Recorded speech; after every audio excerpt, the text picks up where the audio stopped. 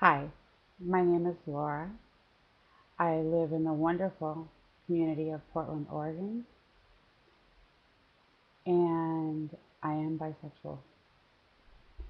The hesitation isn't because I don't want to say it, but because it's a part of who I am. It's not all that I am.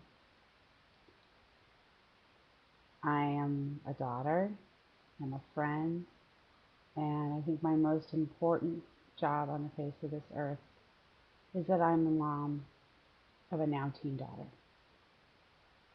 And so it's for her, regardless of her orientation, and for you, regardless of yours, that I'm here today. And it's very difficult. All those years of drama don't prepare me for what I'm trying to tell you. I've watched a lot of the videos for the It Gets Better project that the other folks have put up. I think each in their own way, they're amazing. And I will share a little bit of my story with you in just a minute. But before I do that, I want to let you know I'm going to do some things a little bit different than what I see. It's really important that you hear the stories that we all tell. And absolutely, it gets better. It gets amazing.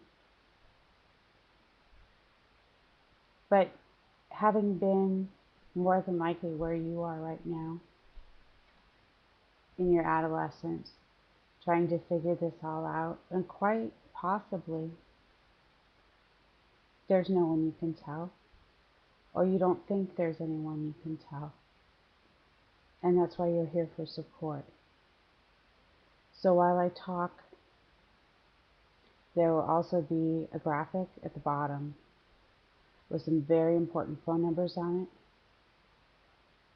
and a few websites to give you some resources so that if this isn't enough help, you have exactly what you need to get help and stay safe.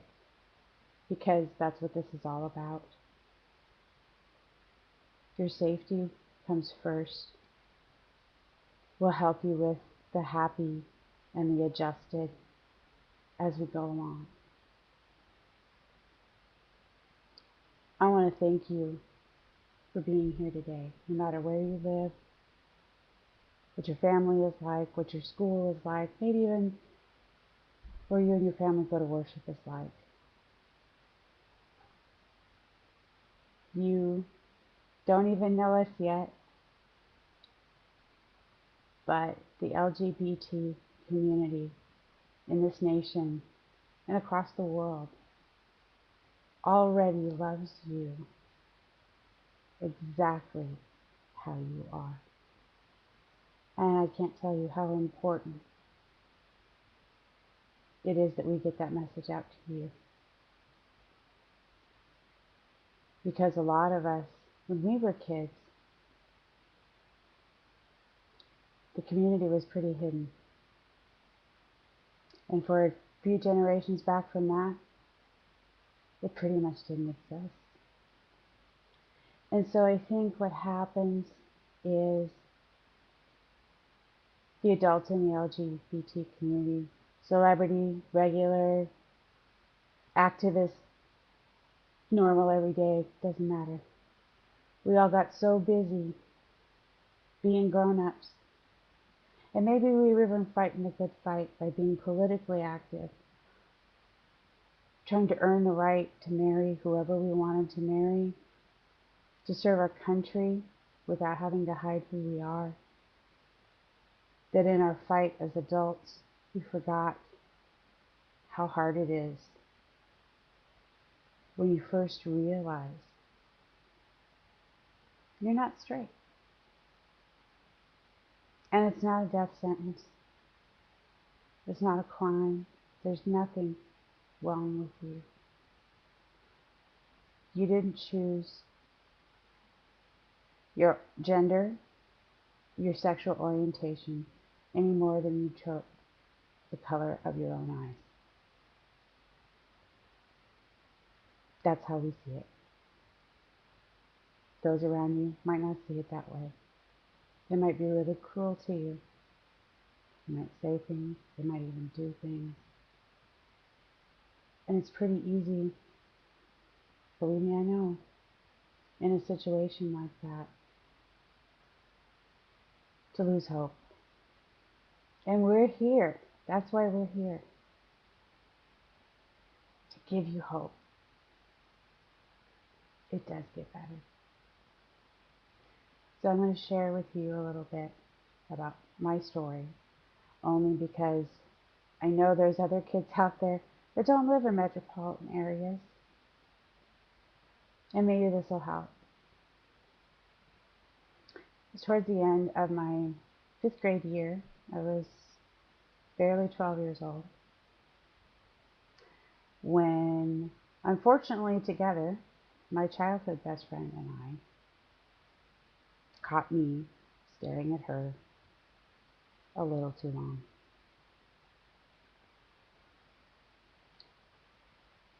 She was freaked out. There's no two ways about it. The harder part was, so was I. It wasn't that my family raised me to believe that man-woman marriage was all there was. I knew that same-sex couples existed. There weren't very many where I lived, but there were a few. I wasn't taught to judge them, hate them, anything like that. The hardest part for me was that wasn't me either. There was no name. There was no description. I had nothing. I really thought there was something wrong with me because I wasn't just attracted to the boys and I wasn't just attracted to the girls. The spitballs, name calling, escalations to things on the playground. I honestly cannot tell you to this day if it was all the same week or if it took months. It was terrifying. And maybe I could have told a teacher, my parents, but I was so convinced by what was being done to me. Often, this former best friend, the ringleader, in harassing me, cornering me on the playground. If she could hate me that quickly, there must be something wrong with me. Now, I got over the loss of that friendship. And for the most part, I got over what she and the other kids did. What took me longer to get over and understand, I had to graduate high school and travel to another town, city, first real city I'd ever been in for more than vacation, to discover I wasn't a freak. Hooray! There were other people equally attracted to men and to women. Why I never ran into that before, I don't know. But the wave of relief over me, just that it had a name, that I wasn't alone, started the healing for the most part. I'd be lying if I said that those feelings of betrayal were gone. But you know what? I did better than survive. What that person didn't know is that they were giving me fuel. Maybe it's not right to go, hey, I'm going to prove you wrong. You don't know what you're talking about. It's a nice little fantasy when you're in high school. There may not be a lot you can do about it, but you need hope. And we're here to help you. Please call the numbers if you need help. That's what we're here for. Go to the website, get started.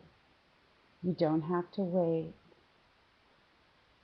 until it's too late. This last thing I'm going to say, and I know I'm over time, forgive me, is going to sound kind of harsh. This I learned the hard way in my family. And even sometimes as adults, we have to remind ourselves when our perspective becomes such that we think we'll do the entire world, our loved ones, a favor by checking out. I'm here to tell you now, without any doubt, if you leave, if you take yourself out, not one person, not your tormentor, certainly not your family, not your community, will understand why. No one will come to your funeral and say, thank you. They will forever miss you, love you, and wish that they could have helped. Blessings to you all. Use the numbers. Contact the community, even if it can't be your own local community. And let the hope begin.